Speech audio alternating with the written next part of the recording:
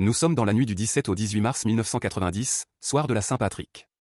Boston est en liesse, les rues sont pleines de fêtards, et la police est occupée à gérer les débordements.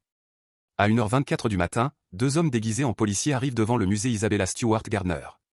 Ils sonnent et disent aux gardiens, « Police. On a reçu un appel, on doit entrer. » Les deux vigiles, jeunes et inexpérimentés, ouvrent. Les faux policiers les neutralisent, les menottent et les enferment au sous-sol, face contre le mur. Les voleurs disposent de 1h21 de liberté totale dans le musée. Pas de caméra, seulement des détecteurs de mouvement, pas de renfort. Ils se déplacent calmement de salle en salle. Ils s'emparent de 13 œuvres.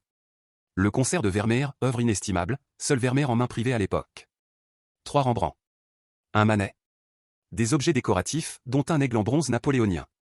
Index revers pointant vers la droite blanc étrangement, ils ignorent des chefs d'œuvre majeurs, comme le Titien l'enlèvement d'Europe. À 2h45, les voleurs quittent tranquillement les lieux avec les toiles roulées et certains cadres abandonnés sur place. Le musée ne s'en aperçoit que le matin, lorsque la relève des gardiens découvre la scène. La presse s'en empare immédiatement. On parle du plus grand vol d'art de l'histoire, valeur estimée 500 millions de dollars. Le FBI ouvre une enquête d'envergure nationale.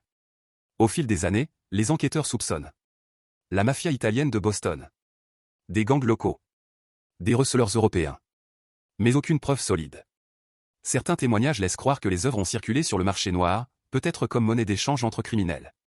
La Fondation Gardner offre une récompense colossale, jusqu'à 10 millions de dollars aujourd'hui, pour toute information menant au retour des œuvres.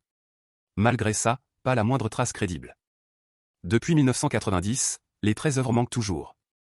Dans le musée, les cadres vides sont toujours accrochés au mur, comme pour rappeler le vide béant laissé par ce cambriolage. Index revers pointant vers la droite blanc 35 ans plus tard, c'est encore l'un des plus grands mystères irrésolus de l'histoire de l'art.